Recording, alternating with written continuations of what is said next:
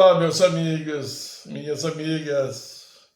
Que bom reencontrarmos novamente aqui para darmos sequência aos nossos episódios da série Espiritismo à Luz da Razão. Então, novamente, vamos dar sequência à nossa série. E hoje o tema é muito importante, principalmente aqueles que, sem muito conhecimento, sem determinados conhecimentos da doutrina espírita, estão mais, como diz, ligados à Bíblia, e eles às vezes criticam, falam que a doutrina espírita foi brida pela lei mosaica sobre a consulta dos mortos, que Moisés então proibiu na época.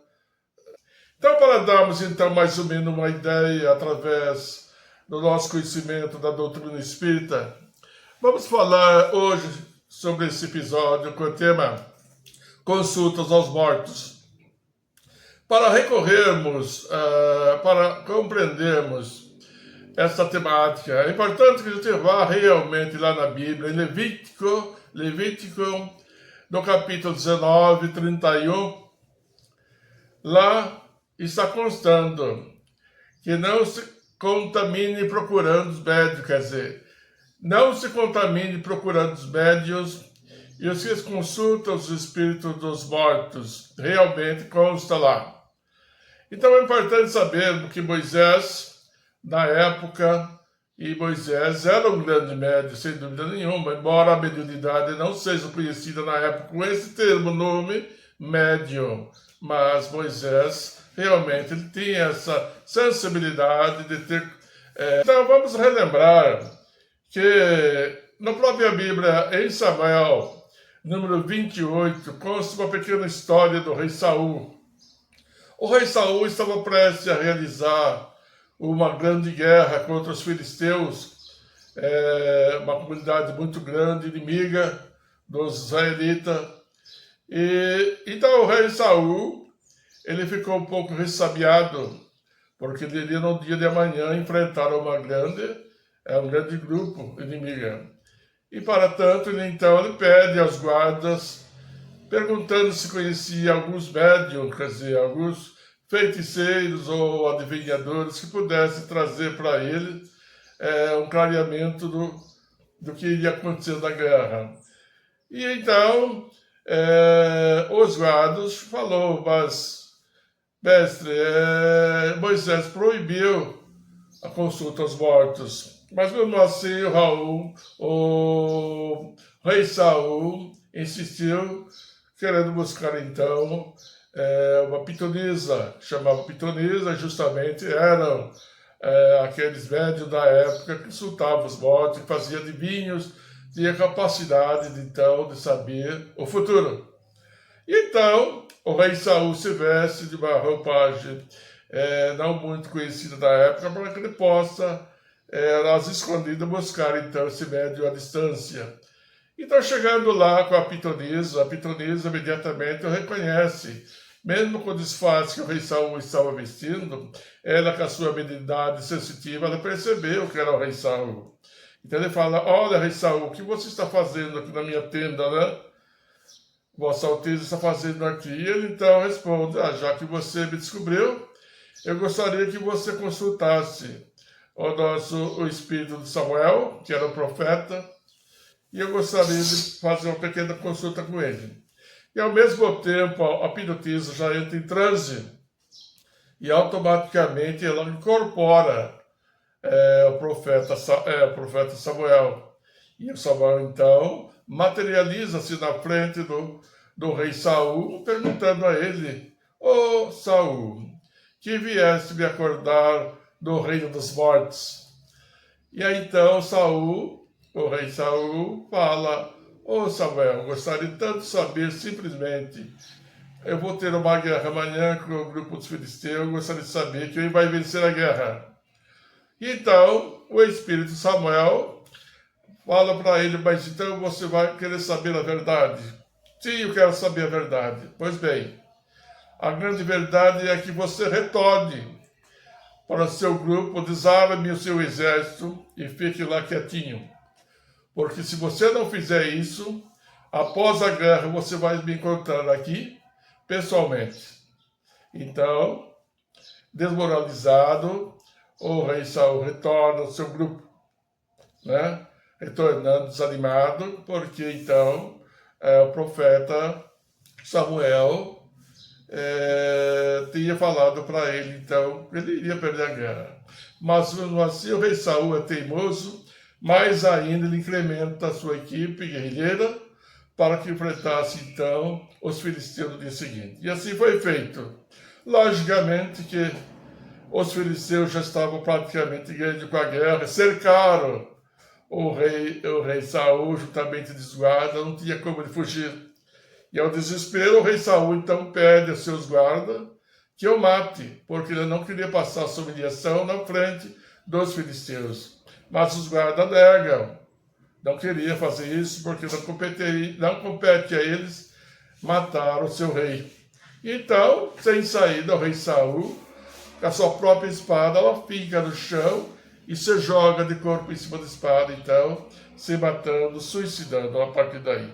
E, logicamente, a história termina aí, mas concluímos que, então, ele aparece com o profeta Samuel, agora em espírito, totalmente arrependido. Mas aí, bom, a história é isso aí, consta da Bíblia, realmente provando que existe, primeiramente, se Moisés proibiu a comunicação entre os chamados mortos, é porque realmente havia lá essa capacidade de comunicação.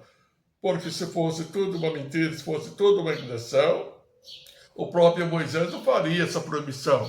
Concorde comigo, meus caros amigos? Então, vejam bem, a primeira prova já está aí. Se Moisés faz uma proibição, faz uma lei proibindo que determinadas pessoas consultem os chamados mortos, pessoas que viveram da terra, fazendo suas consultas, ele proíbe, então automaticamente já está provando que existe a imortalidade da alma, correto? Também tem no Evangelho segundo o Espiritismo, no capítulo 21, no item 6 e 7, que lá realmente diz, o que realmente diz? A verdade. Não acrediteis em todos os espíritos, mas provai se os espíritos são de Deus. Porque muitos virão em meu nome, e esses então serão falsos profetas, os chamados enganadores.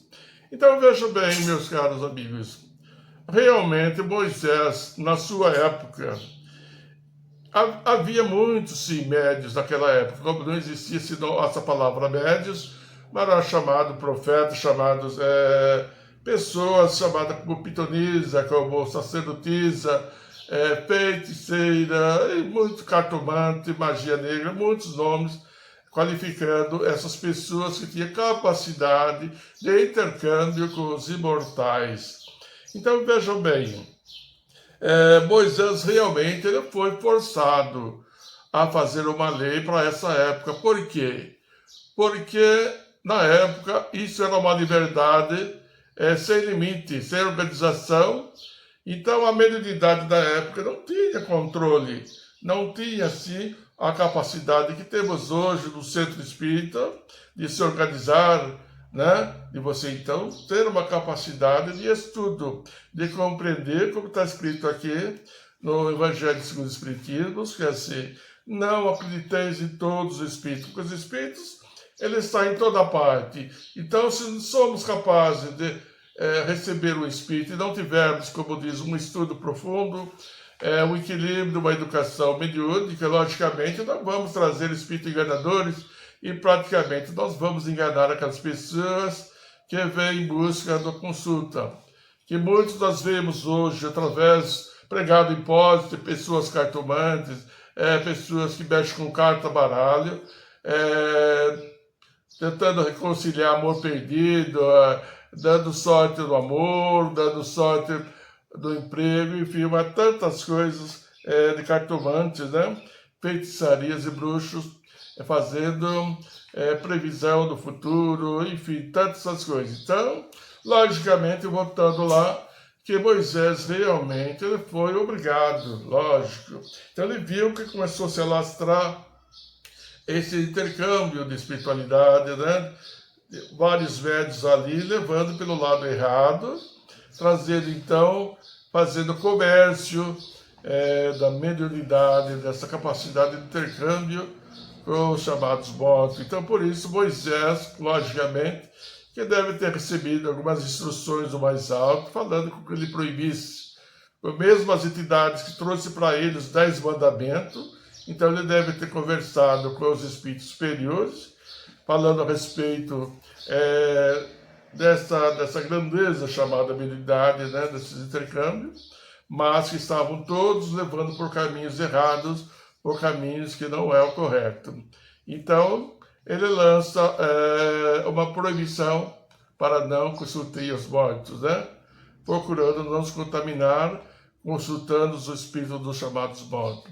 Então, vejam bem, né, meus amigos? Então, é muito importante que eu digo para vocês que é importante que a gente estude a doutrina espírita, porque a doutrina espírita ela veio justamente para clarear a nossa visão a respeito da habilidade desse intercâmbio chamados mortos, que na verdade são mais vivos do que nós que somos mortos. Quando nós reencarnamos, viemos para a Terra, nós praticamente estamos morrendo na vida espiritual e reencarnando numa vida mortal. Então nós somos mortos, porque a nossa vida não é essa, a vida é justamente o depois dessa estadia.